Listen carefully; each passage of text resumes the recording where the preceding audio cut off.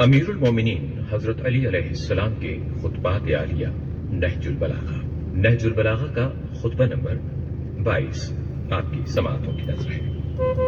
امیر المومنین حضرت علی علیہ السلام نہج البلاغہ کے خطبہ نمبر 22 میں ارشاد فرماتے ہیں، معلوم ہونا چاہیے کہ شیطان نے اپنے گروہ کو بھڑکانا شروع کر دیا ہے اور اپنی فوجیں فراہم کر لی ہیں تاکہ ظلم اپنی انتہا کی حد تک اور باطل اپنے مقام پر پلٹ آئے۔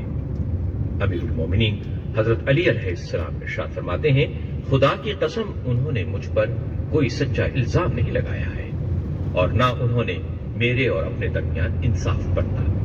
وہ مجھ سے اس حق کا مطالبہ کرتے ہیں جسے خود ہی انہوں نے چھوڑ دیا اور اس خون کا عوض چاہتے ہیں جسے انہوں نے خود ہی بہایا ہے۔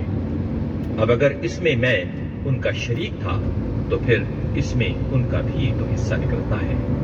اگر وہی اس کے مرتکب ہوئے ہیں، میں نہیں، تو پھر اس کی سزا بھی صرف انہی کو کرنا چاہیے۔ جو سب سے بڑی دلیل وہ میرے خلاف پیش کریں گے وہ انہی کے خلاف پڑے گی۔ وہ اس ماں کا دودھ پینا چاہتے ہیں جس کا دودھ منقطع ہو چکا ہے اور مری ہوئی بدعت کو پھر سے زندہ کرنا چاہتے ہیں۔ اف، کتنا نامراد ہے یہ جنگ کے لیے پکارنے والا۔ یہ ہے کون جو للکارنے والا ہے اور کس مقصد کے لیے اس کی بات کو سنا جا رہا ہے؟